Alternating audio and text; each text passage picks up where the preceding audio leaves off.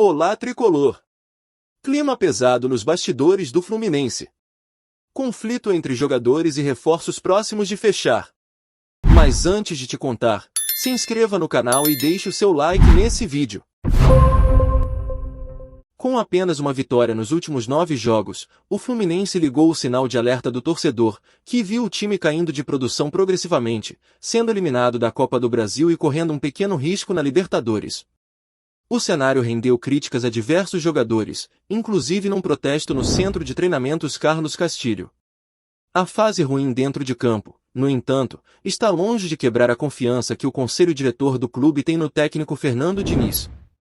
Segundo a apuração do portal Netflix, uma saída do treinador sequer entra em pauta nas reuniões cotidianas do presidente Mário Bittencourt com o diretor de futebol, Paulo Angioni. Em paralelo, não existe um nome no Brasil, por hora, disponível no mercado que se enquadre no que a diretoria entenda como ideal. O Fluminense anunciou oficialmente a contratação de Diogo Barbosa. O lateral esquerdo de 30 anos, que chegou ao Rio de Janeiro na última segunda, passou por exames médicos, esteve no CT Carlos Castilho na última terça e assinou contrato de empréstimo até dezembro. Abre aspas, minha expectativa é muito alta, estou muito feliz.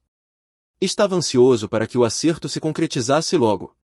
Estou feliz, empolgado com essa oportunidade, espero que possamos conquistar grandes coisas. Fecha aspas. Diogo Barbosa chega ao Fluminense para suprir uma carência no elenco tricolor. Com a lesão de Jorge, e com Marcelo sofrendo com dores na panturrilha, o lateral esquerdo é uma possibilidade para compor o elenco tricolor. A segunda janela de contratações no futebol brasileiro abre em 3 de julho. Somente a partir daí que o lateral poderá atuar pelo Flu. O clima anda pesado nos bastidores do Fluminense. E Marcelo, fora há longo tempo por lesão, teve papel determinante nisso. Isso porque Marcelo acredita ter voltado ao Fluminense só para disputar os maiores jogos. No entanto, a comissão técnica comandada por Fernando Diniz gosta de ter todos os atletas disponíveis sempre. E isso, claro, vale também para o lateral esquerdo. A cultura é que, sem sacrifício não vem vitória. Com a sequência pesada de jogos, o Fluminense também passou a conviver com uma série de lesões. Insatisfeito, Marcelo fez algumas reclamações internas que não foram bem recebidas pelo grupo. Algumas das ponderações do astro respingaram até em Milton Petroni, o filé, coordenador do departamento de fisioterapia e visto como referência no assunto. Com tudo isso acontecendo, Marcelo acabou ficando isolado no grupo. Visto como um popstar por muitos, tem maior proximidade com os jovens que subiram recentemente das divisões de base e o veem como ídolo. Os demais jogadores estão do lado da comissão técnica. A eliminação para o Flamengo nas oitavas de final da Copa Betano do Brasil gerou ecos internos no Fluminense. Após ver repercussão em redes sociais de que teria pipocado, Marcelo cobrou veementemente do departamento de futebol, inclusive do diretor executivo Paulo Angioni, que se fosse divulgado que ele de fato tinha uma lesão na panturrilha, o que ocorreu posteriormente. Divulgações de lesões, vale lembrar, é uma espécie de tabu no Fluminense. Por mais que Marcelo esteja um pouco isolado, os demais jogadores também defendem uma rotação maior. O lateral esquerdo, por exemplo, não aprovou o fato de ter sido colocado em partidas contra Cuiabá e Paysandu, no Maracanã, pois vai de encontro à sua intenção de atuar nas partidas de maior importância. Ainda segundo Amaral, ninguém gostou também de ver o capitão Nino, não poupado no jogo contra o Goiás, sair com um problema e perder sua primeira convocação para a seleção principal. Nesse clima quente, o Fluminense vai a campo no sábado, contra o Bahia, no Maracanã, pela 12ª rodada do Campeonato Brasileiro. Uma vitória pode amenizar e, claro, recolocar a alegria de volta aos tricolores. Matheus Pereira volta a ser assunto no futebol brasileiro. Atualmente, o jogador defende as cores do Al-Wahda, estando emprestado junto ao Al-Hilal, da Arábia Saudita. O jogador é sonho antigo de diversos clubes do Brasil. Na última janela de transferências, esteve bem perto de um acerto com o Corinthians, mas as negociações acabaram não se concretizando. Desta forma, o jogador foi emprestado ao clube dos Emirados Árabes, somando bons números nestes poucos meses por lá. Matheus Pereira disputou 10 partidas, tendo marcado um gol e fornecido outras 4 assistências. Porém, o atleta não irá permanecer na equipe e, com isso, volta a ganhar força no futebol brasileiro mais, desta vez, em outro clube.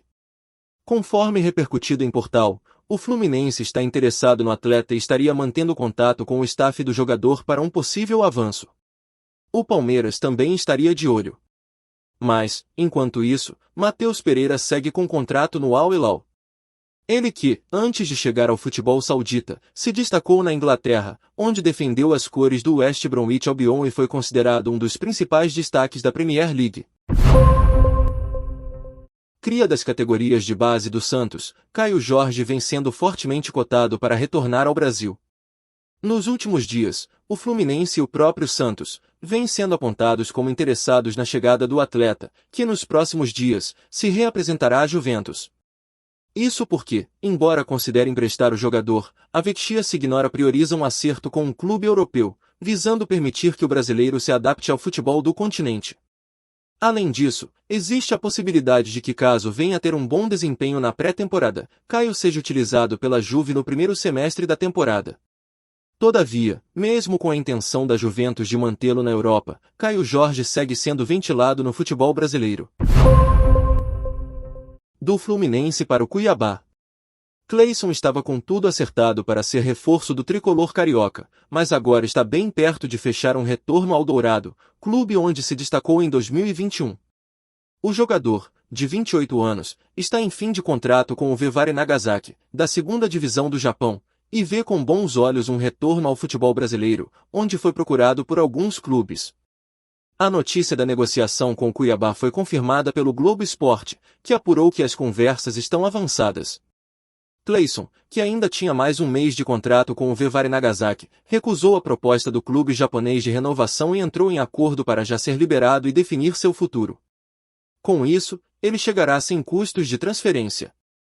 Após ter até as minutas do contrato trocadas com o Fluminense, a diretoria interrompeu a negociação por causa da acusação de agressão a uma mulher em 2021, o que gerou uma enorme repercussão negativa nas redes sociais após o vazamento da notícia. Mesmo motivo que fez o Cuiabá rescindir com ele em 2021, mas o jogador foi absolvido na justiça por falta de provas. O técnico Fernando Diniz tentou insistir pela contratação, mas o presidente Mário Bittencourt bateu o martelo da desistência. E aí, tricolor? Acha que o Fluminense consegue se recuperar e conquistar títulos ainda nesta temporada? Deixa aí nos comentários. A qualquer momento voltamos com mais notícias do time das Laranjeiras.